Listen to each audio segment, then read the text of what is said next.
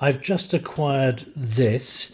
This is, I think, from around 1982 or 3. It's a VIC 20, and you'll see from the marketing that a lot of effort was put into letting us know that this is a colour computer, and you'll see the rainbow is everywhere, much like with the marketing of the contemporary ZX Spectrum. Got a little rainbow there, and look, almost like the old Video Genie design. Also, you'll see that this family is playing a game which is definitely not Space Invaders, or sufficiently far away from Space Invaders not to infringe any copyright. But it's also being used as a serious business machine. You'll see this chap here is balancing his checkbook, his old-fashioned paper checkbook, by going on his computer. It is the personal colour computer with arcade game excitement, and this particular family has given it its own name, Frosty. And we'll see that it was sold for $97 at Kmart, also known as Kmart, I'm told. And the original marketing price was $300, which I think somehow transferred as £300 plus VAT, which was really too expensive given the then conversion rate in the UK. So this suggests this wasn't when it first came out. This was after it had a couple of years to go down in price. Plus, as well as arcade game excitement, we have household budgeting, personal improvement, student education, financial planning, plays great games too. Oh yeah, so arcade game excitement and plays great games. It's easy to use, just plug in a cassette or cartridge. Screen gives you step-by-step instructions. Typewriter style keyboard for easy operation. Attaches to any TV set. So the typewriter style keyboard was actually a pretty good one. It was pretty much the same as they'd used in the most recent Commodore PET iterations and CBM machines, and it's also what they would go on to use for the Commodore 64. You'll see from this side more emphasis on the versatility, and then when we turn it around, a little guide to some of the peripherals that were available at the time. These Commodore dot matrix printers were pretty good. You could use you do some interesting things on them by user defining characters. This is a reminder of how poor the screens were. Sorry, not the screens, the actual graphics that were generated. This text seems absolutely huge, and of course it's all done in the name of limiting the amount of memory that is taken up by the graphics. Because if you add on colours, you're immediately using more memory for your graphics. And this column, I think, these number of columns were, I think, 24. It was officially 20, but you get a couple of lines used for other things. So yeah, it's very giant text, especially if you're using the family television.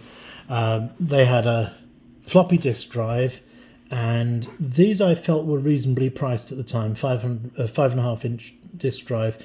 They were certainly cheaper than the Apple, and they were all very hard wearing. All the Commodore stuff was pretty sturdy, and of course the data set which you would need to load your programs. Okay, and here we are, more of the same on this side, and over here, just as if to emphasize the color, we've got a yellow screen with some financial news. Which stock, widget sync, price as of 4 p.m. today is $53.50, volume equals 649, another report. So, this is using a modem, and for 1982 this is pretty much cutting edge of home computing. So instead of having an acoustic coupler where you put the telephone handset into a cradle with a speaker and microphone, you've you've avoided a stage which avoids some loss of quality and just gives you a bit more bandwidth. So the VIC modem connects you to the outside world with a simple phone attachment, timely up-to-date financial information, up-to-the-minute newswire services, reference libraries, electronic mail, computer comparison shopping, and lots more. Yeah, and I was connected to well, it wasn't the internet then, but I got electronic mail and things online, and there really wasn't that much more. It was fairly limited, but for me it was nice that we could use electronic mail, so I could communicate with my sister who was deaf and didn't use the telephone except to connect the computer to. Oh, so here we have some of the software available. Here we are. The personal colour computer that plays great games and does a lot more. Tutors students, home budgeting, financial planning, word processing, exciting colour graphics, composes music, exciting sound effects, uses basic computer language taught in schools.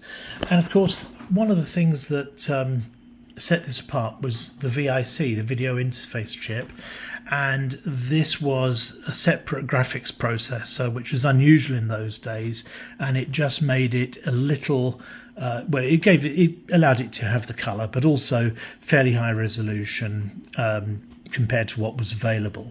And you can see that in some of the games they've got. This looks like a nice rounded curve.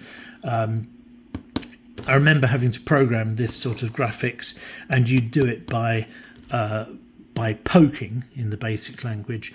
You would poke values into the character set that it was using, and these were all sort of user-defined characters rather than a separate graphics area, and this was all a thing that saved us memory. So what games they have in their arcade game excitement are Gorf, Cosmic Cruncher, Wizard of War, Raid on Fort Knox, that sounds exciting. Bet Robert Mitchum's in that one. Jupiter Lander, Adventure Games. You are in a meadow, you see a sleeping dragon. What do you do? Wake dragon. Of course. The dragon eats you. Midnight Drive, Cosmic Jailbreak, Vic Super Alien, Blackjack, Super Slot, Draw Poker, Omega Race, Radar Rat Race, Vic Avenger. And what's in the student education section? Space Math Tutor. Oh, that makes it exciting, doesn't it? Mole Attack. Home babysitting programs. Yes, with a terrifying jack-in-the-box to keep your kiddies safe. The Sky is Falling. And Visible Solar System. Yeah, I see. So rather than having a book with a picture of the then 9 planets, you have poor quality graphics displayed on a computer screen. But that's not all. It can also do financial planning. Well, this is actually a word processor program. January 7th, 1981. Dear Vic, thanks to you, I can type and correct easier than ever. Love, Mary, with the VIC typewriter word processor. You can have personal finance 1 and 2. A loan and mortgage calculator, very useful. What's the interest rate? 15%. See how easily we forget. The VIC Vault home inventory. So there we are. Somebody's got a camera that cost $395.95 in 1981. That must have been a very nice camera. And also electronic calendar. But for personal improvement, suppose we want to better ourselves. We can do speed bingo math. We can learn to program in BASIC. It says pick the correct program line, but as they're numbered 10, 20 and 30, if that's a multiple choice, I suppose the next line would be the one that's next in the sequence after what you've got already. Biorhythms. I remember they were selling these programs. Who would want to spend that much money on a thing to tell you your biorhythms? But a lot of people did. It was a fad. copy the following sentence as fast as you can. You start with a space. The quick brown fox jumped over the lazy dog. Speed type, okay. Oh, and Sargon 2 chess.